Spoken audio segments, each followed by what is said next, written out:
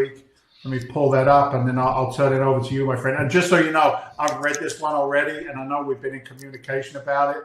That multiplier is making my heart go like this, man. Mine too. You're a machine, Walter. I love you, brother. All right, turn it over, man. It's all you.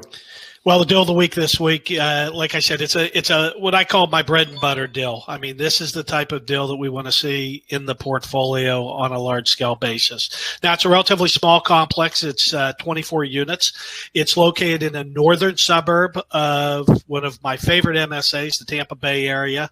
Location is within 5 minutes of a major, very upscale open air shopping center. So the tenants are going to have easy walking access to shopping, entertainment, pretty much every type of restaurant you can imagine. 25 minutes straight down the interstate, you could be in Tampa. So great location. The property itself, now it consists of two buildings with 12 units in each building. And in between them, the buildings, face one another. In between them is probably one of the nicest resort style pools and amenity center that I've ever seen. Nice grilling area, a couple cabanas, just an absolutely beautiful area. It sits on 8 acres, so it's a pretty large site for 24 units. And it is very, very lushly landscaped, so it gives you that nice floor to fill. Now, the property is a gated community, so we're providing an extra level of security and privacy to the residents. Now, the units themselves are all identical. They're 980 square feet, townhouse layout. So on the main level, you have a half bath and then a large open concept living area, which includes nice living area, dining area, and a very upscale, very modern finished kitchen. Now, the properties themselves were built in 2017. So the units, the grounds are all in excellent condition. Repositioning, pretty straightforward on this one, Dave. Our acquisition price on it is going to be $2,640,000. This is really a textbook case of the investor biting off more than they can chew. The current owner acquired this property right after it was built from a development company, and their business model is pretty simple. They build these projects, they bring in management, they rent it up, and then they turn it over to an end user. More than likely, they're out-of-state investors. So, this investor actually has never been, in the 3 years that he's owned the property, never stepped foot on the property. And he's really not satisfied with the returns he's getting. He said they just don't meet the projections. So after seeing the property and seeing what a great property it was, I knew that there was something going on that could be fixed. And what we did is we jumped into the financial statements, and very quickly the team identified several issues that were negatively impacting the cash flow. The largest of them is the rent. The rent collections are far below market level, about $150 per unit below market level. It's not uncommon when we have properties that are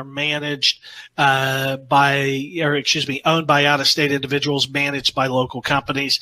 Makes it easy to fill up. So that's the route that this management company went. So looking at the size, looking at the quality and demand for the units, we know that we have the capability of increasing our rent collection by approximately $43,000 with literally no negative impact to our occupancy rate. Now, we didn't stop there. We actually started looking at the line item expenses. Very quickly, we came to realize that many of the providers, many of the vendors that were doing services on these properties were charging well above the market rate, and the management fee itself was well above the market rate. So we know that by bringing in my professional management team, very quickly we're going to be able to slash those annual expenses by about $13,000, and that's just in year one. You combine the savings of $13,000 with the increase in the rental income, and what it's doing for net operating income is it's pushing net operating income up a little over $56,000. Now, in this market, we have a 5.5% to a 6% cap rate for comparable properties. So using the calculations there, very quickly we see we're going to push up our real value within year one, $846,000. So let's take a look at the numbers on this project. all targeted returns here. Cash on cash. Year 1, we're looking at 13.4, increasing gradually till we hit year 5, 16.52. Strong IRR, 24.5, and then we got that equity multiplier. The equity multiple's coming in at 3.4x. So when you look at these numbers, you can see why I'm excited to bring this quality into our portfolio.